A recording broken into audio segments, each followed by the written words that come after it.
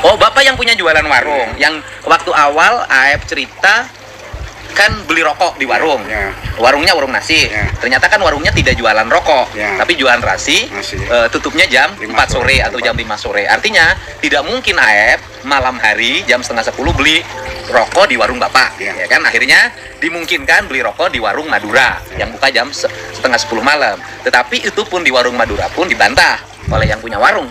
Dia tidak lihat kejadian orang dilemparin, dikejar, apalagi ada mayat dibawa pakai motor atau apapun ya. Nah, sekarang Bapak mau ceritain apa ke saya? Karena ini kan kasusnya udah menurut saya sih udah makin mengerucut ya Pak ya. Yang diperlukan adalah kejujuran semua pihak untuk berkata apa adanya, tidak boleh ada rasa takut apapun. Gitu loh. Bapak ceritain apa ke saya hari ini? Ya, dari masalah Aib ya Pak. Nah, diceritainnya apa? Nah, kalau Aib kan punya langgan tuh. Oh, Aib itu kan kerjanya cuci motor, ya kan? Itu yang punya pencuciannya masih ada apa udah meninggal? Oh, katanya Pak Hajinya udah meninggal. Udah meninggal. Yang punyanya siapa itu? Ya? Yang punya pencucian motor siapa? Pak Haji. Haji siapa? Kurang tahu namanya sih. Orang situ? Bukan orang situnya. Orang mana? Kurang tahu ya, orang situ jauh dari situ. Oh, tapi penduduk Cirebon. Penduduk Cirebon. Dulu pencucian mobil, Ya. steam. Tim ya. Yang disemprot gitu, Ya. tapi tidak diangkat. Diangkat juga. Oh, dulu diangkat. Ada diangkat. Sekarang nggak diangkat ya yang sekarang? Bukan, sekarang sih ini apa namanya tuh apa sih ya? Poles. Poles kayaknya Maya. Oh, poles ya kalau Iya, sekarang. iya. Jadi membersihkan detil kalau Iya, sekarang kan. iya. Tapi tidak di steam dulu diangkat yang sekarang nggak ya? Salon kalau mau Sekarang salon, skincare mobil. Nah, Aep kerja di situ. Ya. Sepengetahuan Bapak, berapa lama dia di situ? Saya dari 2011 ini baru tahu 2011 ya. Bapak boleh jualan nasi sejak kapan? Kalau pertama saya di depan SMP 11 Pak, pakai gerobak. 2010 tuh. Nah 2011 saya pindah ke depannya cucian motor. Nah setelah itu ya baru ini Aib sering makan di saya. Oh, jadi tahun berapa Aib sering makan di tempat Bapak? Ya dari awal 2012 ya. Jadi awal 2012 Aib sudah di situ. Iya udah di situ. Suka makan di tempat Bapak? Iya. Suka ngutang nggak? Enggak. Oh enggak. Suka makan di tempat Bapak ya. Jadi Aib tuh langganan Bapak. Ya. Karena fokus kita ke Aib loh, Aib sama Dede. Ya. Kalau Dede, Jadi tuh namanya Aib. orang mana dia? Dulu kan ngomong di orang Gunung Jati Pak. Orang Gunung Jati. Sekarang di Gunung Jatinya di mana? Saya mau ke Gunung Jati. Kurang tahu Pak kalau rumahnya sih. Siapa yang tahu alamat Dede? Ada mungkin ya temennya. Sekarang jadi poles. Dulu kerja ikut di situ nggak tahu apa. Tahu nggak rumahnya Dede gitu. Oh iya, jadi ada pegawai Poles sekarang. Yang poles di luar sekarang sih. Oh, sekarang dulu nanti kita cari ya Pak ya. Dede di mana alamatnya? Dede apa sih namanya itu? Kurang tahu Pak. Namanya Kurang Dede, tahu. ya. Nah, Dede Aep, berapa orang yang kerja di situ? Dulu kelihatan ada 4 Pak. Ada 3, ada 4. Jadi nggak tentu. Ada tentu. Ya. Tapi yang kenal dengan Bapak, kemudian menetap di situ, Ya. Dede dengan Aep. Katanya temennya ada yang satu Yangpang itu. Ya itu kan orang Jawa itu. Orang Jawa Timur katanya. Ya, Oke. Jawa. Dede orang Bekasi, bapaknya tinggal di Purwakarta. Ya. Aep ya. Kalau Dede orang Gunung Jati. Gunung Jati. Dede dan Aep langganan di situ. Iya makan. Di tempat Bapak makan. Ya. Mereka itu Dede dan Aep itu berteman. Teman. Kayaknya deket ya. Ya emang deket. Deket banget. Kalau Aep dalam pandangan Batak kategori anak baik nggak? Kalau menurut saya sih nggak pernah ada masalah ya Pak. Oh, artinya anak baik. Anak baik. Tidak pernah bermasalah. Iya. Tidak pernah kelihatan di sana minum. Enggak. Enggak. Kelihatan. Kelihatan suka bermotor. Dia punya bawa motor. Punya Tapi jaket yang kayak orang. bukan. Ekstasi Nggak atau punya, menreker nggak tidak pernah punya. lihat, nggak pernah Artinya lihat. pakai punya motor tapi normal. Iya. Tidak dalam posisi dia kelompok geng. Geng, iya. Oke. Nah, kemudian suka makan di tempat Bapak, langganan. Nah, kemudian apa yang ingin Bapak ceritakan pada saya? Ya, saya dengar itu mau tanya, waktu persidangan tuh ada saksi dari kepolisian tuh siapa Pak? Bentar. Aep itu tidak hadir di persidangan, tetapi dia di BAP di atas sumpah. Ini yang tidak lazim. Biasanya orang disumpah itu ketika di persidangan. Aep itu di persidangannya tidak hadir, tetapi dia diperiksa di BAP di atas sumpah, gitu, di atas sumpah. Nah, saya malah gini, Aep di situ kan punya pencucian mobil, suka cuci mobil. Kira-kira Aep banyak teman nggak yang suka nyuci mobil di situ? Ada. Kenalan. Ada. Artinya misalnya pegawai Pemda, tentara, polisi, jaksa, hakim, atau pegawai swasta yang kira-kira akhirnya dikenal berlangganan dekat. Ada. Ada. Adanya gimana? Polisi. Aib deket apa hanya sekedar nyuci mobil di situ? Jadi begini Pak, kalau dibilang bisa ya. Nah, dari dia satuannya besarnya unit apa? unit narkoba. Unit narkoba. Jadi AF itu dekat dengan anggota polisi, ya kan, satuan unit narkoba. Ya. Oke, dari mana Bapak tahu bahwa dia anggota unit narkoba? Nah, dia kan sering minum tuh bapak tuh. Bapak Siapa? itu tuh. Polisi itu? Ya. Sering minum di mana? Bisa ya beli. Minumnya Ya, minum es. beralkohol, Minum es. minum es. Kopi gitu. Oh, minum. Bapak tahu dari mana dia? Dia cerita bahwa dia anggota satuan unit narkoba. Enggak, memang saya tahu. Karena dia nggak jauh dari Saladara tempatnya. Maksudnya? Daerah Majasem dekat. Udah terkenal lah orang itu. Saladara itu apa?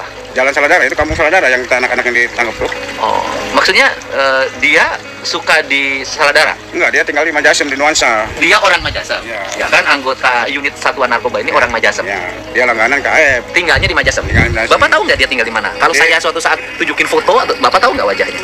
Ingat? Tahu, masih ingat. Masih ingat? Orang-orang. Kalau saya cari data satuan unit narkoba Cirebon pada tahun 2016. Bapak saya lihatin fotonya, Bapak pasti kenal. Nah, Oke, jadi AF orang itu suka makan di tempat Bapak, yang mana? yang polisi itu. Polisi nggak makan sih nggak, Pak. Suka minum? Kalau cuci motor, dia mampir minum dulu. Dia pakai saya. motor pakai mobil? Motor, Pak. Oh, suka nyuci motor. Dia cuci motor ke AF, Mhm. dia pulang bawa motornya AF. Nah, motornya dicuci di tempat AF, Ya. dia tinggalin motornya Ya, dicuci, cuci. dia pakai motornya AF pulang. Nanti kalau Oh, selesai, berarti sudah dekat dong kalau gitu? iya makanya. Kalau sudah selesai, dia anterin ke sana, dia ambil motornya AF. Oh, AF itu punya hubungan dekat, hubungan emosi karena langganan nyuci motor Ya. dengan anggota Sat Narkoba itu. Ya, Cuman Bapak nggak tahu namanya? tahu. Namanya? Tahu. Bapak tahu namanya ya? Tahu. Oke. Nanti bisikin ke saya namanya. Ya, siap. Nggak usah disebutin sekarang. Ya. Nah, terus kemudian anggota satuan polisi, satuan narkoba itu kedekatannya diantaranya kalau nyuci motornya ditinggalin, dia pakai motor AF, nanti AF ke rumah dia nganterin motor yang sudah dicuci. Ya. Akhirnya balik lagi. Ya, bawa motor AF lagi. Kedekatan itu kira-kira tahun berapa? Ya, saya tahu sih sebelumnya kejadian AF di ini, Pak.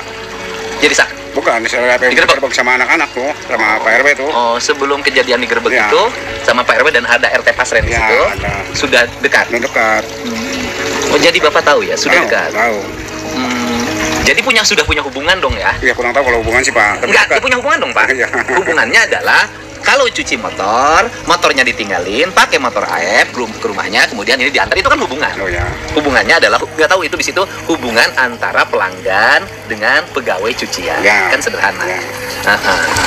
Tahu. Nah, kemudian sampai penggerbekan ada bawa cewek itu, dia dekat. Sebelum penggerbekan cewek dia sudah dekat. Udah dekat. Sudah dekat. Nah, Kan waktu rekonstruksi juga masih buka itu. apa yang buka? Masih buka cuci motor. Masih Waktu jalan. rekonstruksi anak-anak. Iya, masih. Nah, jadi dekat dengan itu. Waktu penangkapan, apakah anggota itu ikut menangkap? Ikut, saya tahu. Pak, ada apa? Udah diam aja, Bang. Itu Jadi waktu penangkapan anggota itu ada. ada. Jadi kalau begitu, gitu kan, AF itu diminta informasi atau memberikan informasi? Kurang tahu, Pak, kalau gitu sih. Kurang tahu saya kalau soal masalah itu. Oke, kurang tahu ya, Kurang kurang tahu. tahu. Cuman AF itu sudah punya kedekatan sejak lama dengan anggota satuan narkoba yang namanya nanti Bapak ceritain ke saya, tidak diposting. Ya. Oh gitu ya. Terus dari situ kesimpulan Bapak apa kalau menurut saya? Ya AF sampai bicara sampai jadi saksi kok. Kalau saya kok kenapa sampai ibaratnya nganukin anak-anak gitu loh. Oh. Nganukin anak-anak. Saya juga gini loh Pak, dari sisi aspek gini, dari sisi aspek logika, kan hukum itu harus pakai logika. Logika, ketika saya bertemu dengan anak-anak di lapas Kebonwaru, mereka bercerita bahwa ketika penangkapan itu Abdul Kafi itu nggak diambil. Ya begini Pak, saya kan waktu penangkapan dari warung nggak tahu kan, ini saya deketin. Oh, Bapak lihat waktu penangkapan? Iya, saya tanya, samperin tuh mobil polisi tuh, yang nangkepin anak-anak tuh. Saya tanya yang itu ya, yang disebut tadi Bapak polisi, Pak ada apa Pak? Udah diam aja Pak. Gini ya, awal namanya Mister apa? Awal namanya P, X, atau Y? Cukup sebut awalnya G aja. Ya? G. Namanya Y ya? G. Hah? G. Oh, nama awalnya G. Ya. Oke. Bapak G itu gimana? Nah, nangkepin anak-anak kan. Nabil? Ya, nah, udah beres nama sudah dibawa lah tuh anak-anak. Nah di situ ada anaknya Pak Basren, Abdul Kafi. Nah saya samperin Abdul Kafi. Pi, kamu laporan nggak sama bapak kamu bahwa anak-anak itu dibawa? Diam aja Pak, nggak ngejawab. Nah setelah itu beres, dibawalah Kafi sama motor-motornya, sama motor anak-anak. Pertanyaannya adalah, apakah rencana penangkapan itu sudah dibicarakan dengan AF? sudah dibicarakan dengan Dede, sudah dibicarakan dengan Pak RT Pasren? Kurang tahu Pak. Pertanyaannya adalah apakah penangkapan itu sudah dibicarakan dengan Dede, dengan AF, dengan RT Pasren, atau spontan? Karena tapi memang agak aneh juga kalau spontan penangkapan, kenapa anak RT Pasren nggak dibawa? Nggak ngerti gitu itu. Nah itu malamnya tuh balik tuh namanya Kapi tuh. Nah, Kapi kan hanya ngantri motor. Iya. Iya, kenapa kan? Ini contohnya begini Pak. Kenapa Saka Tatal dibawa umur dibawa?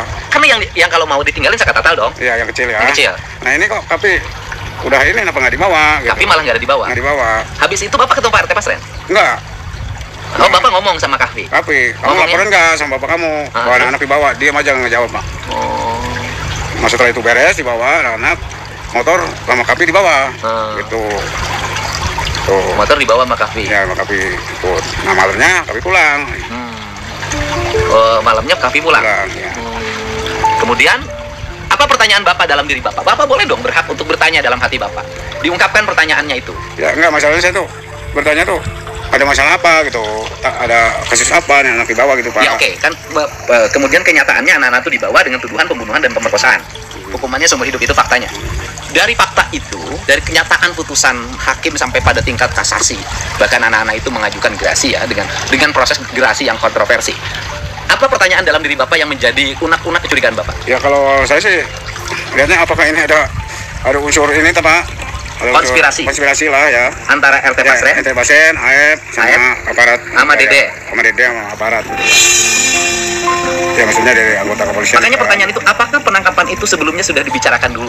Ya kalau itu kurang tahu Pak. Kan itu kan Bapak kan ada kecurigaan, ya. Apakah ada konspirasi? Ya. Pertanyaannya gitu loh Pak. Maka pertanyaannya adalah apakah penangkapan itu sebelumnya sudah didiskusikan dulu? Salah satu bentuk kejanggalannya, kalau penangkapan dilakukan secara acak, setiap orang dicurigai, maka semua orang ditangkap Pak. Setelah orang ditangkap satu-satu di BAP. Setelah satu-satu di BAP nanti bisa dipilah mana yang mencurigakan, mana yang tidak mencurigakan. Yang mencurigakan gitu kan berarti ditahan sampai kemudian nanti ketika penyidikan dan kemudian dilakukan penahanan. Yang tidak mencurigakan maka dia diminta pulang, wajib lapor, tidak boleh kemana-mana. Kan begitu Pak.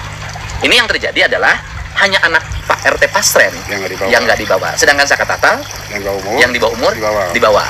Karena mungkin argumentasinya bahwa disangkanya anak-anak karena badannya gede. Gitu loh. Itu pertanyaan. Itu Bapak kan keanehannya itu ya? Ya, aneh Pak. Keanehannya itu? Ya keanehannya sama Kapi. Kok Kapi kenapa nggak dibawa gitu? Keanehan sama Kapi. Saya samperin Kapi itu, kenapa kamu nggak laporan sama bapak kamu? Anak-anak dibawa, diam aja nggak jawab Pak.